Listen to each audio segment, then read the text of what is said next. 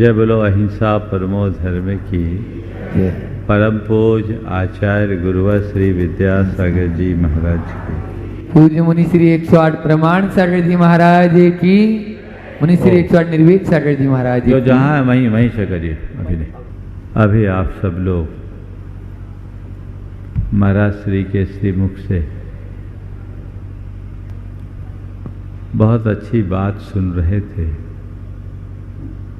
हमारी अभिरुचि हमारी परिणति को दर्शाती है।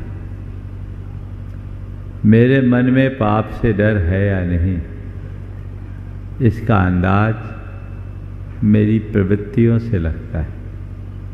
यदि मैं अपनी प्रवृत्तियों के प्रति जागरूक हूँ तो ये मान कर चलना कि मेरे भीतर पाप से डर है। यदि इसे पलट कर कहूँ तो ऐसा कह सकता हूँ कि जो व्यक्ति पाप से डरता है वो अपनी प्रवृत्तियों में जागरूक होता है। तो अपने अंदर जागरूकता लाना है और उसके लिए पाप से डर जगाना है। एक है पाप से डरना और एक है पाप करके डरना। दुनिया में पाप करके डरने वाले लोग तो भरे हैं, पर पाप से डरने वाले लोग बहुत विरल हैं। जो पाप करके डरते हैं वो पश्चाताप की अग्नि में झुलसते हैं, और जो पाप करने से डरते हैं वे इस दुनिया में पुरस्कृत होकर अपना जीवन आगे बढ़ाते हैं। हम पुरस्कृत होकर जीवन जिए, दंडित होकर जीना पसंद न करे, ये प्रयास हमारा होना चाहिए। आज बात आगे बढ़ाते हुए मैं कहूँगा, 16 कारण भावना में आज प्रसंग है शक्तितः त्याग। त्याग एक महत्वपूर्ण धर्म है। जब कभी भी त्याग की बात आती है तो हम लोगों का ध्यान सर्वस्व त्याग के प्रति चला जाता है। लेकिन यहाँ त्याग का अर्थ सर्वस्व के त्याग से नहीं, यहाँ त्याग का संबंध अंश के दान से। त्यागो दानम, त्याग का मतलब है दान। आप गृहस्थ हो, आप दान देते हो अपने धन का, और धन के माध्यम से आहार, औषध, उपकरण और आश्रय, ये 4 प्रकार का दान आप सबके द्वारा दिया जाता है। मुनिजन, उनके पास धन नहीं पर ज्ञान की संपदा है। वे ज्ञान की संपदा लुटाते हैं, वे ज्ञान दान देते हैं, अभय दान देते हैं। अपनी अपनी भूमिका के अनुसार सब दान करते हैं। तो चाहे मुनि हो या गृहस्थ, दान सबको देना चाहिए। आप सबको एक रहस्य की बात बताऊं, पशु पक्षियों में भी दान होता है। और वहाँ धौला में एक प्रसंग आया, त्याग शब्द की जगह प्रासुक परित्याग शब्द आया।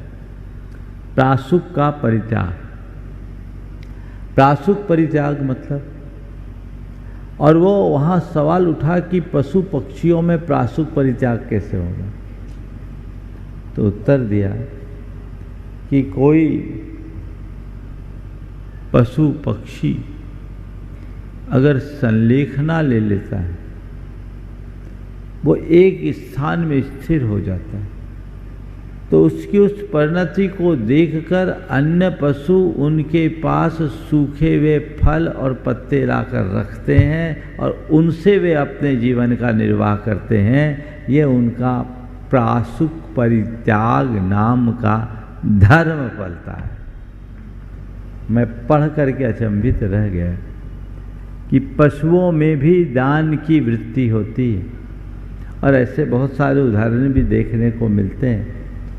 जहाँ पशु एक दूसरे का सहयोग करते हैं, एक दूसरे का साथ निभाते हैं, कई प्रसंग आप सब देखते हैं। आज विषय है शक्ति के अनुसार त्याग यानी दान करने का। प्रत्येक गृहस्थ को दान करना ही चाहिए। कहा गया है ग्रही दानेन शोभते, गृहस्थ की शोभा दान से होती है। आज 4 बातें आप सबसे दान के संदर्भ में करूँगा, चूँकि समय कम है और मुझे आधा घंटे में अपनी पूरी बात करनी है। दान के संदर्भ में 4 बातें नहीं, 4 सवाल आप सबके सामने रखूँ। दान क्यों? दान क्या? दान कितना और दान कैसे? दान करने की इतनी प्रेरणा क्यों दी जाती है? सबसे पहला सवाल। कहा जाता है दानम दुर्गति नाशनम, दान दुर्गति का नाशक है। गही दानेन शोभते, गृहस्थ की शोभा दान से होती है। तो दान क्यों? आपने कभी विचार किया दान क्यों करते हैं? आप कभी ये क्यों नहीं पूछते कि संग्रह क्यों? आपने पैसा कमाया ना, तो पैसा कमाया तो दान दो। महाराज पसीना बहाकर पैसा कमाया, दान क्यों दे? तो भाई ठीक है, तुम केवल पसीना बहा करके पैसा कमाते तो दान देने की बात नहीं थी। पसीना बहाने के साथ तुमने कुछ और भी किया है। क्या किया है? आप ही लोग बताओ। हाँ, पाप किया है। सटकाए जीव की विराधना करके ही कोई धन अर्जित कर पाता है। ये तो हो सकता है बिना अनीति के धन कमा ले, ये हो सकता है कि प्रामाणिकता के साथ पैसा कमाए, लेकिन नैतिकता और प्रामाणिकता के साथ पैसा कमाना और बात है, पर निष्पाप वृत्ति से अर्थ अर्जन असंभव है। अर्थ के उपार्जन में कुछ न कुछ सावध तो होता ही है। तो अर्थोपार्जन में होने वाले सावध जन पाप से बचना हो तो दान करो। तुमने जो पैसा कमाया उस पैसे के साथ कुछ न कुछ पाप भी आया है। कमाया हुआ पैसा तो तुम्हें दिखता है, लेकिन उसके साथ छिपा हुआ पाप तुम्हें नजर नहीं आता। तो अपने द्वारा अर्जित पाप के प्रक्षालन का श्रेष्ठ साधन दान है, जो गृहस्थों का मूल धर्म है। अपनी गृहस्थी को चलाने के लिए अर्थ का उपार्जन आवश्यक है। बिना अर्थोपार्जन के आपकी गाड़ी आगे नहीं बढ़ सकती, ये सच है। लेकिन केवल अर्थ का उपार्जन करना ठीक नहीं है। अर्थोपार्जन के साथ परमार्थ की सेवा भी करो, ताकि गाड़ी बैलेंस बनी रहे। जिस अनुपात से आपने धन को अर्जित किया है, उसी अनुपात से धन का त्याग भी होना चाहिए, दान भी होना चाहिए। यहाँ शक्ति के अनुसार त्याग कहा। ये नहीं कहा कि जितना कमाया सर्वस्व दे दो। त्याग सर्वस्व का होता है और दान अंश का होता है। सर्वस्व का त्याग और अंश का दान। तो जो कमाया है उसके एक अंश का दान तो करना ही चाहिए। इससे पापों का प्रक्षालन होता है, शरीर में मैल लगता है। आप स्नान करते हो, आत्मा की मलिनता को दूर करना हो तो दान करो।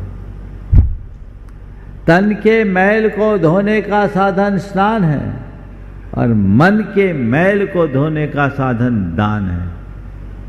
तो दान इसलिए किया जाता है, दान किसी पर एहसान नहीं।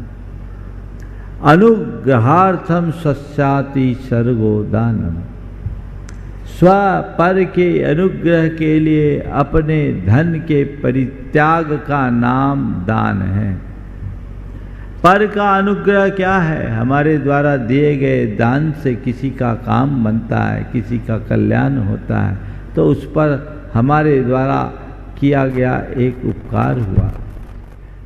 लेकिन इससे बड़ा उपकार हमारा हुआ, हमारे अंदर दो लाभ हुआ, हमारे पाप का प्रक्षालन हुआ और हमारी आसक्ति का विनाश हुआ।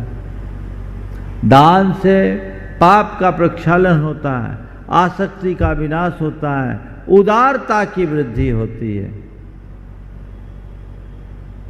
जो जो आसक्ति मिटेगी त्यों तो उदारता बढ़ेगी। तो ये दान देने का लाभ है, इसलिए दान देने की प्रेरणा सर्वत्र दी जाती है। और शास्त्रीय भाषा में कहूँ तो दान अंतराय के निवारण का श्रेष्ठ साधन है। दान देने से अंतराय टलता है। हम लोगों ने पुराणों में अनेक कहानियां पढ़ी है, सुनी है। धन्य कुमार के चरित्र को खोल करके देखो, जो कभी अकृत पुण्य के रूप में पैदा हुआ था, जागीरदार का बेटा बना, पर जिस दिन जन्मा उसी दिन बाप मर गया, सारी संपत्ति समाप्त हो गई, दाने दाने को मोहताज हो गया, जहाँ हाथ डाले वहाँ हाथ जले वाली हाल हो गई, कुछ भी नहीं बचा। और बाद में एक मुनि राज के आहार दान का अनुमोदन किया, अनुमोदन दिया नहीं, अनुमोदना किया। मैं पूरी कहानी में नहीं जा रहा हूं। उस अनुमोदना में असामयिक मृत्यु हुई, मरा, स्वर्ग में देव हुआ और इतना पुण्य संचित करके आया कि जिस दिन जन्मा सबका जीवन धन्य हो गया, नाम ही धन्य कुमार पड़ गया। आप चरित्र पढ़िए, जहां गया वारे न्यारे हुए, धन धान्य की बौछार हुई। आप पढ़िए, भाग्य पलटा, जीवन आगे बढ़ गया। यह अंतराय टलता है किससे? दान से। मैं पुराण की बात नहीं करता, मैं आपके बीच के लोगों की बात करता हूँ कि दान देने से कैसे भाग्य पलटता है। दान देने से भाग्य कैसे पलटता है। आचार्य महाराज अमरकंटक में थे। एक शुल्लक जी महाराज एक व्यक्ति को लेकर मेरे पास आए। उन्होंने मुझसे कहा, महाराज जी इसे थोड़ा समझाइए, ये आदमी आत्महत्या करना चाहता है। वो व्यक्ति इंदौर का ही था। जब मेरे पास लाए, मैंने उसकी राम कहानी सुनी, तो उस व्यक्ति को मोटा कर्ज हो गया था, व्यापार में नुकसान हुआ और कर्ज बढ़ने से फिर उसने मोटे ब्याज पर लोगों से पैसे लिए। 3% के ब्याज पर पैसे लिए और वह सब बदमाशों के पैसे थे। 2 गठान माल लेकर जा रहा था, इटारसी में उसके माल उतर गए। जब भाग फूटता है तो ऐसे ही होता है, क्योंकि उजाला तो एक दिशा से आता है, अंधेरा 10 दिशाओं से आता है। उसकी 3 जवान बेटियां थी, बदमाशों की कुदृष्टि उसकी बेटियों पर पड़ गई। उसने रिश्तेदारों परिचितों से सहयोग मांगा, पर ऐसे लोग प्रायः छोटे छोटे रुपए लेकर अपनी रेपुटेशन इतनी खराब कर लेते हैं कि कोई उनको 100 रुपया देने में भी सोचता है। किसी ने कुछ दिया नहीं। वो यहाँ से भागकर जबलपुर गया। जबलपुर में एक रिश्तेदार के यहाँ रुका। पड़ोस में एक व्यक्ति था जो जाति से मुसलमान था। उसे अपनी सारी बातें बताई। उसने कहा तुम इस्लाम कबूल कर लो तो हम तुम्हारा सारा कर्जा उतार देंगे। मरता क्या नहीं करता। उसने स्वीकार लिया, लेकिन तभी उसके मन में एक विचार कौन था कि रुपयों के खातिर इस्लाम कबूल करने की अपेक्षा तो मर जाना है। और वो वहाँ से भेड़ाघाट आत्महत्या करने के भाव से चला गया। भेड़ाघाट में आत्महत्या के लिए छलांग लगाने के पहले ही उसके मन में एक नया विचार कौन था, पुण्य जागा कि मर तो रहा हूँ, कम से कम एक बार गुरुदेव के दर्शन कर लूँ। वो जबलपुर से बस से सवार होकर अमरकंटक पहुंचा। 3 दिन से वो वहीं रुका हुआ था। तीसरे दिन क्षुल्लक जी मेरे पास लेकर आए। मैंने उसकी सारी व्यथा कथा सुनी। उसे आचार्य महाराज के पास लेकर के गया। पूरी कहानी मैंने सुनाई, आचार्य श्री ने सुनी। उसने अपने मुख से सुनाई, आचार्य श्री ने सुनी। उसे आशीर्वाद दिया, वो चला गया। फिर मुझे कहा इससे कहो ये कुछ दान करे। मैंने मन में सोचा आदमी मर रहा है और गुरुजी कह रहे इससे कहो कुछ दान करे। हमने तुरंत उसको बुला के पूछा कुछ तुम दान कर सकते हो, तुम्हारे पास कुछ है? बोले मेरे पास 500 रुपये। दान कर सकते हो इससे 25-50 रुपये? बोले पूरे 500 कर दूंगा। 500 जेब में थे, 500 उसने दान कर दी। मैं गुरुजी के पास गया। बोले महाराज जी उसके पास कुल 500 थे और उसने सब दान कर दिए। उन्होंने कहा अब इसका काम बढ़िया हो जाएगा, अच्छा हो जाएगा। गुरु मुख से निकला। इसी समय जबलपुर के कुछ लोग आए। मैंने उनसे उनकी बात की, पता लगाया कि आदमी सही है कि नहीं है। कई बार फर्जी लोग भी आ जाते हैं। वो लोग ले करके गए और एक आदमी ने अपनी दुकान पर उसे काम पे रख लिया। जिस दिन से उसके पांव पड़े उसकी बिक्री डबल ट्रिपल होने लगी। जो रूटीन की बिक्री थी उससे उसकी बिक्री बढ़ने लगी।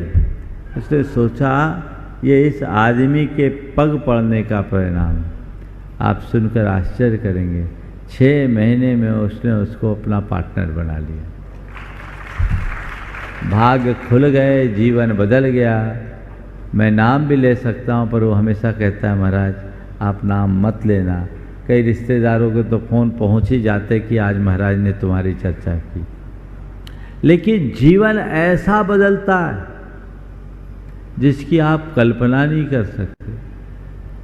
कई बार लोग सोचते हैं कि हम अब है नहीं तो कैसे दे। पाप में खर्चा तुम्हारा हो रहा है, तंग हालत में भी गुटखा तम्बाकू खाने के पैसे तुम्हारे पास हैं, तंग हालत में भी तुम्हारे पास इधर उधर पैसा खर्च करने के लिए पैसा है। अगर उस तंगी की हालत में दान करोगे तुम्हारा पक्का उत्थान होगा, इसमें कोई संशय नहीं। तो दान क्यों समझ में आ रहा है? पाप के प्रक्षालन के लिए, आसक्ति के निवारण के लिए, अंतराय के विनाश के लिए, उदारता के विकास के लिए। ये भाव अंदर होना ही चाहिए। आज जितने बड़े बड़े धनी मानी लोग हैं, जो नौ धनाढ़ हैं, उनकी बात करता हूँ, उनसे आप पूछोगे तो वो यही कहेंगे, मेरे संपर्क में ऐसे अनेक लोग हैं जो कहते हैं हमने तो अपने कैरियर की शुरुआत 300 रुपये महीने की नौकरी से की है, आज हजार हजार करोड़ के धनी बने और कहते हैं हम यहाँ तक पहुँचे हैं। तो उसके पीछे एक ही बात है, वह है दान देने की भावना। दान दे मन हर्ष विशेष, ई भव जस पर भव सुख दिस। दानम दुर्गति नाशनम की उक्ति निराधार नहीं है, इसलिए ये उत्साह बना रहना चाहिए। समझ गया? मुझे चारों सवाल करना है। तो दान क्यों हो गया? दान क्या? दान क्या है? दान केवल पैसों का दान नहीं। दान जो स्वपर कल्याण के लिए नियोजित किया जाए वह दान है। उसमें धन का भी दान हो सकता है, उसमें ज्ञान का भी दान हो सकता है, उसमें शब्दों का भी योगदान हो सकता है, उसमें समय का भी योगदान हो सकता है। जहां जो जैसा अपेक्षित हो वो दीजिए। वह दान कल्याण का सबल कारण है। इसलिए जब कभी भी दान की बात आए, मन उत्साहित रखना चाहिए और दान देने का भाव हृदय में बनाकर रखना चाहिए। मुख्य है दान कितना दें और कैसे दें। हमारे शास्त्रों में 3 प्रकार के दातार बताएं और 3 प्रकार का दान बताएं, उत्तम, मध्यम, जघन्य। उत्तम दाता कौन है? जो अपनी आय के 4 भाग करे, 2 भाग से अपना घर चलाए, तीसरा भाग सेविंग में डाल दे अपने आपत्ति विपत्ति के लिए, और चौथा भाग दान में लगाए। यानी 50% से घर चलाए, 25% सेविंग में डाले, 25% दान करे। ये उत्तम दाता है। मध्यम दाता कौन है? मध्यम दाता वो है जो अपनी आय के कुल 6 हिस्से करे, जिसमें से 3 हिस्से से अपना घर चलाए, 2 हिस्सा आपत्ति विपत्ति के लिए रखे और 6वां हिस्सा दान करे। 16.25% का लगभग 1 हिस्सा होता है। माने लगभग 49% अपने घर खर्चा चलाने में लगा, 32.5%, लगभग 33% मान लो सेविंग में डाल दे, और बचा कितना? लगभग जो 16-17% बचा उसको दान में लगाए, 16.25% दान में लगाए, 6वां हिस्सा। ये मध्यम श्रेणी का दाता होता है। जघन्य दाता कौन है? जघन्य दाता वो है जो अपने आय के 10 हिस्से करे, 6 हिस्से से घर चलाए, 3 हिस्सा सेविंग में डाले आपत्ति विपत्ति के लिए, और 10% को दान में लगाए। 60% खर्चा करे, 30% बचाए और 10% को कम से कम दान में लगाए। इससे कम दान देने वाला दाता दाता की श्रेणी में नहीं आता। इससे कम का दान देने वाला दाता दातार की श्रेणी में नहीं आता।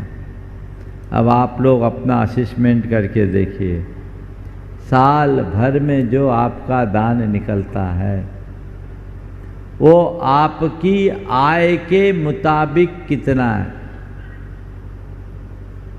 छोटी आय छोटा दान निकले, बड़ी आय है बड़ा दान निकले।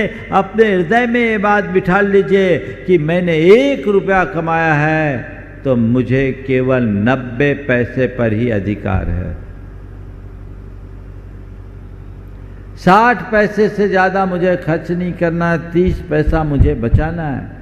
अपने घर की अर्थव्यवस्था ऐसे बनाइए और 10% को दान में लगाना है।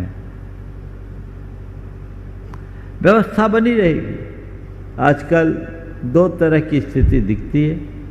कुछ लोग हैं जो इतना कमाते हैं कि 10% भी खर्चा नहीं कर पाते हैं, पर केवल कैपिटल गेन करते रहते हैं, ग्रोथ करते रहते हैं, हमारे एसेट्स बढ़ा रहे हैं। कौन सा एसेट्स है जो यहीं छूट जाना है? असली एसेट तो पुण्य का, उसको बढ़ाओ। तुम तो भिखारी बनने का रास्ता अपना रहे हो।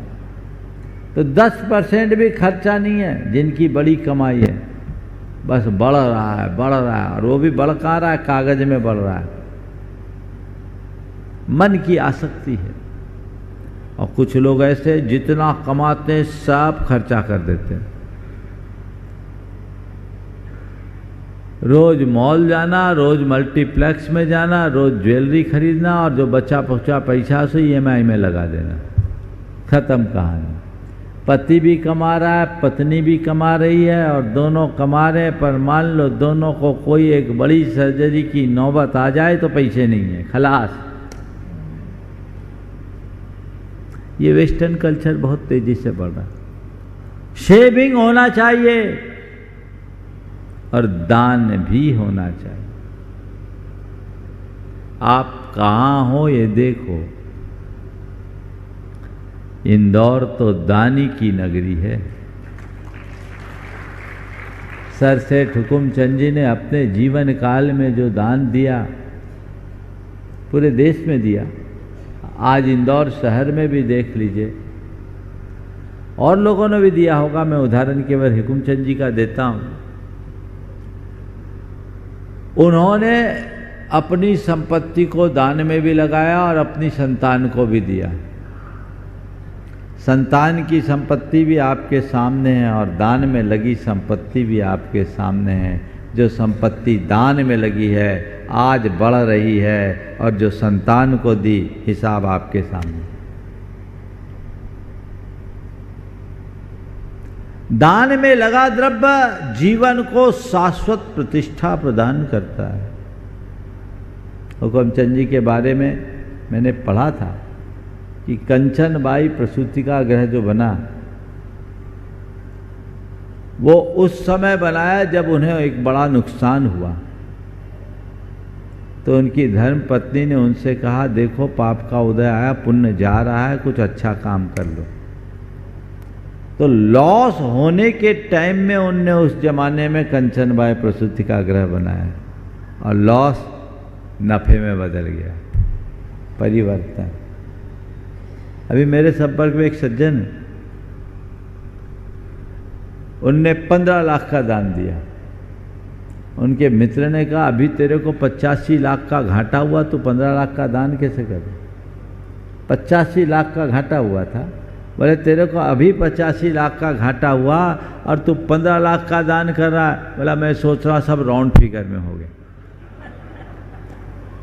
उसने कहा 85 हुआ, 1 करोड़ का होता तो मैं झेलता। सोच बड़ी होती है, परिणाम बड़ा निकलता है। नुकसान की घड़ी में भी दान देने का भाव होना चाहिए। ये तुम्हारी पुण्य की वृद्धि करेगा और पुण्य वृद्धि से ही श्री वृद्धि होगी। दृष्टिकोण तो व्यापक बनाइए। और ये जा रहा पैसे के प्रति आसक्ति होती, भैया आग लगना है तो सभी भस्म होगा, फिर बचेगा क्या? जितना बचाना है बचा लो और आसक्ति मत रखो। तुम्हारे द्वारा जोड़ा गया धन तुम्हारी संतान के काम में नहीं आएगा, तुम्हारी संतान का पुण्य ही उसके काम में आएगा। ये बात गांठ में बांध लो। और आसक्ति मुक्त जीवन जीने का अभ्यास करें। मैंने जो धन जोड़ा है उससे अर्जित पाप मुझे भोगना होगा। मेरे द्वारा जोड़ी हुई संपत्ति को तो कोई भी भोग लेगा अपने अपने पुण्य के अनुसार, पर वह संपत्ति को भोगने में ही भागी होंगे। मेरे पाप को तो मुझे अकेले ही भोगना होगा। ये बात मानस में अंकित होनी चाहिए। उस हिसाब से दान का भाव आना चाहिए और जीवन को आगे बढ़ाने का प्रयत्न करना चाहिए। तो दान कितना आप लोग हिसाब लगा लेना, मुझे नहीं चाहिए, मैं तो तुम्हारे भले के लिए कह रहा हूं। जहां लगाना लगाओ, लेकिन कितना ये दिमाग में रखो। थोड़ा दे दिया हमने, बहुत दे दिया नहीं। आगे बढ़ो, जीवन आगे बढ़ता है। एक व्यक्ति मेरे संपर्क में है। देखो दान कैसे फलता है।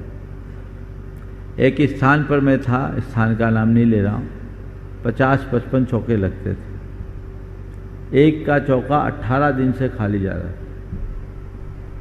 मुझे लोगों ने बताया कि महाराज ये आदमी है, अपना साधर्मी है, बहुत गरीब है, इसका चौका 18 दिन से खाली जा रहा है।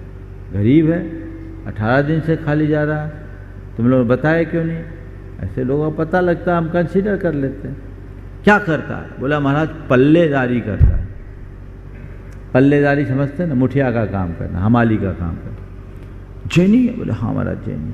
मैं शराब वराब तो नहीं पीता। बोले महाराज बहुत धर्मात्मा, रोज अभिषेक पूजन करता है और साल में कोई 1000-2000 की बोली भी ले लेता है। इतना परिचय पर्याप्त। मैं मंदिर से निकल करके सीधे उसके घर गया। बनाया बहुत कुछ था, 2 कमरों का टूटा सा मकान था। उसके घर के पीछे पपीते का पेड़ लगा। मैंने उस दिन पपीते की सब्जी, दाल और रोटी के अलावा कुछ नहीं लिया। सारे करोड़पतियों के घर के लोग आए आहार देने, मैंने सबसे आहार लिया, पर किसी का एक दाना नहीं लिया। उसका आहार लिया और रोटी में उस दिन जो मिठास लगी वो अद्भुत थी। उसके बाद मैंने समाज के लोगों को कहा कि भाई तुम्हारा साधर्मी एक ये काम कर रहा है, ये उचित नहीं। बोला महाराज हम लोग कई बार इसके बारे में विचार कर लिए, लेकिन ये पढ़ा लिखा है नहीं और कोई काम कर नहीं सकता। मुठिया है तो मुठियागिरी में ये 700-800 रुपया रोज कमाई लेता है। और महाराज ये भी कहता है मैं स्वाभिमान से जीना चाहता हूँ, किसी के आश्रय नहीं रहना चाहता। हमने कहा फिर भी इसको कुछ सुधारो। वहाँ की मंडी में जैनियों का प्रभाव था, उन्होंने उसको तुलावट का काम दे दिया। तुलावट होता है ना, तो हर बोरे पे उस समय शायद 20 पैसा 25 पैसा मिलता था। बहुत पुरानी बात बोल रहा हूँ, 96 की। उसके बाद 3 साल बाद वो मिला तो उसका तो काया पलट हो गया। 3 मिनट उसका काया पलट हो गया। बोला महाराज हमने तुलावट का काम भी छोड़ दिया, गांव से जाकर के हम किसानों से अनाज लेते हैं, मंडी में बेचते हैं। महाराज हमारा 30-40 हज़ार रुपया महीना आराम से हो जाता है और मेरा बेटा कॉन्वेंट में पढ़ रहा है। उसके बाद उस आदमी ने अपनी कमाई से 2 लाख रुपए का दान भी कर दिया। भाग्य ऐसे खुलता है, अपने आप रास्ता बनता है। इसलिए उत्साह रखना चाहिए। और दान कैसे दे? उत्साह पूर्वक, हर्ष से भरकर, ये सोच कर कि आज मैंने दान दिया, यानी अपने द्रव्य को सार्थक बनाकर जीवन को कृतार्थ किया। हर्ष होना चाहिए, मैंने एक अच्छा काम किया। मैं जयपुर में था, दिल्ली का एक परिवार आया, बोला महाराज हमें आज गुणायतन से जुड़ना है, हम जुड़ना चाहते, घर से सोच के हमको शिरोमणि संरक्षक बनना। देखने में बड़े साधारण दिख रहे थे। 2015 की बात बोल रहा हूँ। हमने पूछा ठीक है, बहुत अच्छा, आशीर्वाद दिया। मंच में जब उनका नाम घोषित किया गया तो पहली बार मैंने देखा वो नाचते हुए आए कि आहा आज मेरा जीवन धन्य हो गया। पति पत्नी दोनों नाचते हुए आए। ये दान दान दे मन हर्ष विशेष ई भव जस पर भव सुख दिशे की उक्ति को चरितार्थ कीजिए तो यथाशक्ति दान अपने जीवन का मूल ध्येय बना लेना चाहिए और जो इस ध्येय के साथ चलते हैं वो निश्चित जीवन में सफल होते हैं। समय हो गया, यहीं पर विराम। आज नसिया जी के मंदिर में हम लोग दर्शन करके आए, वो भी किसी के दान का ही सुफल है। 125 वर्ष पहले उस संपत्ति को लगाया गया, आज वहाँ जाते ही मन गदगद हो जाता है। ये बातें सभी सीखिए। अपने द्वारा जोड़ा गया धन यहीं छूट जाएगा, लेकिन यदि परमार्थ में नियोजित होगा तो भव भवांतरों तक साथ जाएगा। ऐसी मनोभावना अपने हृदय में जगाइए जिससे जीवन आगे बढ़े और बेहतर बने। बोलिए अहिंसा परमो धर्म। दोनों हाथ उठा के जयकार लगाएंगे। बोले देवादिदेव श्री आदिनाथ भगवान की जय जय जय। देवादिदेव श्री महावीर भगवान की जय जय जय। संत श्रोमणी गुरुवराचार्य श्री विद्यासागर जी महाराज की जय जय जय। नवाचार्य श्री समय सागर जी महाराज की जय जय जय। गुणायतन पीड़िता शंका समाधान भावना एक प्रवर्तक जन जन के संत प्रखरवत्ता बोले परम पूज्य मुनि श्री प्रमाण सागर जी महाराज की जय जय जय। मुनिवर श्री निर्वेक सागर जी संधान सागर जी महाराज की। देवी अहिल्या की नगरी मालवा की शान इंदौर के आचार्य श्री विद्यासागर सभागार से परम पूज्य मुनि श्री निर्वेक सागर जी की महाराज की मंगल देशना मंगल प्रवचन का लाभ हम और आप लेवें। उसके पूर्व Paras channel, Janvani channel, Adinath channel अब प्रमाणिक ऐप के माध्यम से जिस कार्यक्रम को घर में बैठ के देख और सुन रहे हैं उन सभी का और यहाँ पर उपस्थित समस्त श्रावक श्राविकाओं का धर्म प्रभावना समिति के साथ साथ सकल दिगंबर जैन समाज इंदौर हार्दिक अभिनंदन स्वागत करता है। चलते हैं प्रतिदिन की भांति परम पूज्य मुनिवर के श्री चरण वंदन करते हुए गुरु वंदना करेंगे और निवेदन करेंगे। मंगल प्रवचन मंगल उद्बोधन के लिए दोनों हाथ जोड़ लेंगे और मेरे साथ बोलेंगे हे मुनिवर। आवाज कम आ रही है। हे मुनिवर नमोस्तु। हे गुरुवर नमोस्तु। हे मुनिवर नमोस्तु। और आइए गुरुवर के आशीर्वाद से हम और आप अपने जीवन को सार्थक करने के लिए अपने व्यावहारिक क्रिया में समीचीनता लाने के लिए परम पूज्य मुनिवर से निवेदन करेंगे। हे मुनिवर अपनी दिव्य देशना के माध्यम से हम सभी को सदुपदेश देकर हम सभी का मार्ग प्रशस्त करें। दोनों हाथ रख के जयकारा लगाएंगे। बोले परम पूज्य मुनि श्री निर्वेक सागर जी महाराज की जय। बोली अहिंसा परमो धर्म की जय जय जय। नायक भगवान महावीर स्वामी की जय जय जय। आचार्य भगवान श्री कुंद कुंद महाराज की जय जय जय। आचार्य गुरुवर श्री विद्यासागर जी महाराज की जय जय जय। बोले परम पूज्य मुनि श्री प्रमाण सागर जी महाराज की जय जय जय। बोले परम पूज्य मुनि श्री निर्वेक सागर जी महाराज की नमोस्तु गुरुवर नमोस्तु। वर्षा योग का पावन अवसर चल रहा है और सभी लोग अपने इस वर्षा योग के काल को तप नियम संयम की साधना का पर्व मनाते हुए चल रहे हैं।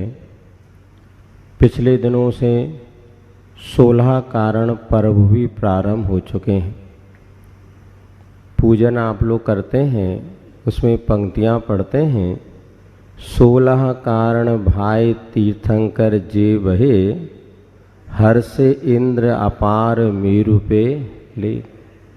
पूजा करी निज धन्य लखो बहु चाव सो, हमहु 16 कारण भावे भाव सो। वे पुण्यशाली महापुरुष हुआ करते हैं जिन्होंने अपने जीवन में 16 कारण भावनाओं को भाया और ऐसे अतिशय पुण्यशाली तीर्थंकर प्रगति का बंद किया जिसके माध्यम से मात्र अपना ही कल्याण नहीं उसका मार्ग प्रशस्त होता गया। अपना कल्याण करना फिर भी सरल है, किंतु अपने साथ औरों का कल्याण कर देना, इसके लिए बहुत अतिशय पुण्य की आवश्यकता होती है। तो तीर्थंकर प्रकृति का बंध उनको होता है जो कि 16 कारण भावना भाते हैं। प्रत्येक प्राणी मात्र का जीवन सुखी बने, सबके जीवन में मंगल हो, ऐसी भावना भाने वाले वो जब प्रभु तीर्थंकर बनते हैं तो अनेक अतिशय को लेके उनका जीवन होता है। एक अतिशय आपने सुना होगा कि जो तीर्थंकर होते हैं उनके खून का रंग कैसा होता है? सफ़ेद होता है। और हम सब, तुम्हारे खून का रंग कैसा है? लाल। ऐसा कैसे अतिशय हुआ? तो बताते हैं जब माँ का अपने पुत्र के प्रति, अपनी संतान के प्रति वात्सल्य भाव होता है तो जो अन्न माँ खाती है उसका कुछ अंश श्वेत दुग्ध के रूप में परिवर्तित हो जाता है। ऐसे जिनका 3 लोगों के प्रति अतिशय वात्सल्य का भाव होता है तो जो भी वो भोजन करते हैं सारा का सारा दूध के रूप में सफ़ेद रंग में परिवर्तित हो जाता है। ऐसा यह तीर्थंकरों का एक अतिशय है। सबका भला हो, सुखी रहें सब जीव जगत के, ऐसा भाने से क्या होता महाराज? अपने अपने कर्म के उदय से जीव सुखी दुखी हो रहा है, क्या हमारी भावना बाने से सब सुखी हो सकते हैं क्या? बताओ। सुन नहीं रहे आप लोग? सुन रहे? काय से? कान से कि मन से? मन से सुनो। हम दूसरे के प्रति भावना भाएंगे सुखी रहे सब जीव जगत के, तो क्या उसमें सब लोग सुखी हो जाएंगे? नहीं होंगे, किंतु हम तो सुखी जरूर हो जाएंगे। जब हम दूसरों के प्रति हित का भाव रखते हैं, सुख का भाव रखते हैं, निश्चित हमारे जीवन में भी सुख का मार्ग प्रशस्त होता चला आता है। 16 कारण भावना हो, 12 भावना हो या मेरी भावना हो, ये हम जब भावना भाते हैं तो दूसरों के जीवन में वो घटित हो ना हो, किंतु हमारे जीवन में वो अनुकूलता बनती चली जाती है कि हमारा मोक्ष मार्ग प्रशस्त होता चला जाता है। प्रतिदिन आप लोग 16 कारण भावना का महत्व और एक एक भावना का विवेचन पूज्य मुनि श्री के मुखारविंद से सुनी रहे हैं। कल आप लोगों ने संवेग भावना की बात सुनी, पाप से डर और धर्म से प्रीति। जब तक हमारा जीवन पाप से भयभीत नहीं होगा तब तक धर्म से प्रीति नहीं होगी। इसलिए हम लोगों को बचपन से ही धर्म नहीं सिखाया गया किंतु पाप सिखाया गया। देखो, झूठ बोलोगे ना तो ऐसा हो जाएगा, हिंसा करोगे ना तो ऐसा हो जाएगा। जब हम पाप से डरते हैं तो धर्म के प्रति निश्चित प्रीति होती है, और जब धर्म से प्रीति होती है तो हमारा मार्ग प्रशस्त होता चला जाता है। इसीलिए हमें क्या करना? तो संवेग भावना ये कहती है कि हमें पाप से डरना है। एक छोटी सी बात अपन समझ लें माँ, हम अपनी परीक्षा स्वयं करना है। हमारा पेपर भी हमें लिखना है और हमारे पेपर को हमें जांचना है कि हमारे भीतर धर्म के प्रति प्रीति है कि पाप के प्रति प्रीति है। अब मान लीजिए, हाँ चलिए, अब देखो, आपको अपना पेपर स्वयं लिखना है और स्वयं जांचना है कि संवेग भाव हमारे भीतर है कि नहीं। दोपहर 3 बजे से 4 बजे तक मान लीजिए हमारे नगर में जो गुरु महाराज आए हैं वो स्वाध्याय कराते हैं, और 3 से 4 बजे तक एक घर में सीरियल आता है। सीरियल आता नहीं आता है? बहुत सारे सीरियल आते हैं, सास भी कभी बहू थी या XYZ, अब कौन से नए नए चल रहे पता नहीं। वही 3 से 4 गुरु महाराज हमें स्वाध्याय करा रहे हैं और वही 3 से 4 हमारे लिए कोई सीरियल आ रहा है। अब आपका मन क्या कहता? सीरियल देख लूं कि महाराज के स्वाध्याय करने? अपना पूछना, यहाँ वाले तो मुंडी हिला रहे, बात ठीक है। यदि उस समय आपका मन लगे कि यार महाराज पढ़ा तो रहे हैं, समझ में तो कुछ आता नहीं, और क्या करें हमें। तो एक काम करो, सीरियल देख लो, उसमें जो आनंद आएगा वो स्वाध्याय में आनंद नहीं आता। अगर ऐसी परिणति है तो समझ लेना हमारे भीतर संवेग भाव, अरे ये 1 घंटे सीरियल हम देखेंगे तो राग द्वेष की परिणति होगी, पाप का बंध होगा। और यदि गुरु के चरण सानिध्य में हम जाके बैठेंगे तो जितना समझ में आएगा तो आएगा, कम से कम 1 घंटे के लिए हम पाप से तो बच जाएंगे। ऐसी परिणति आपके भीतर हो रही है तो समझ लेना संवेग भाव हमारे भीतर उत्पन्न, किसी से पूछने की जरूरत नहीं है।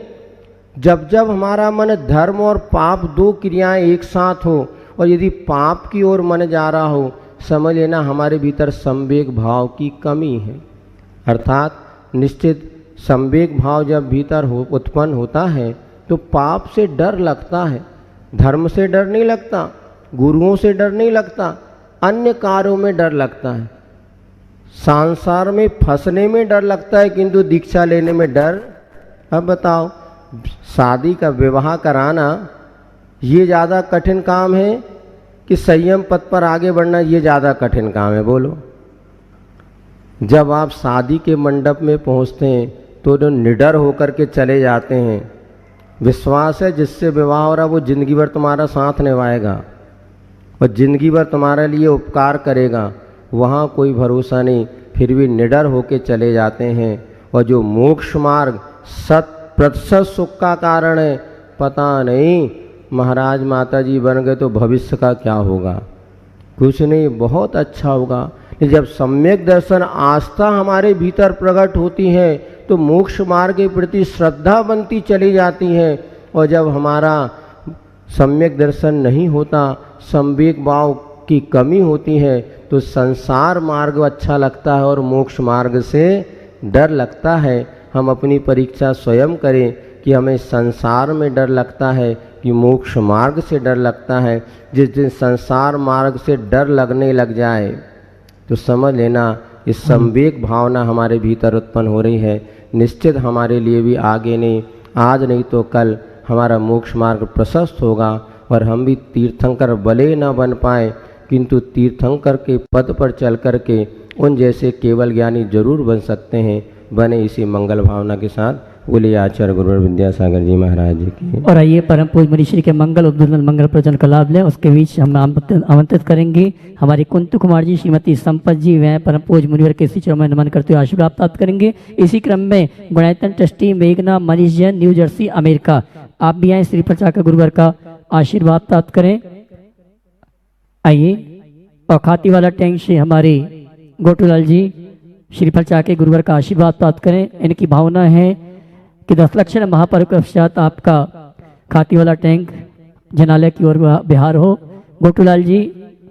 और आइए चलते हैं परम पूज्य मुनिवर से मंगल प्रवचन मंगल उद्बोधन के लिए निवेदन करेंगे। दोनों हाथ उठाएंगे, नमन करेंगे, बोलेंगे हे मुनिवर नमोस्तु नमोस्तु नमोस्तु। बोले परम पूज्य मुनि श्री प्रमाण सागर जी महाराज की। ओम नमः।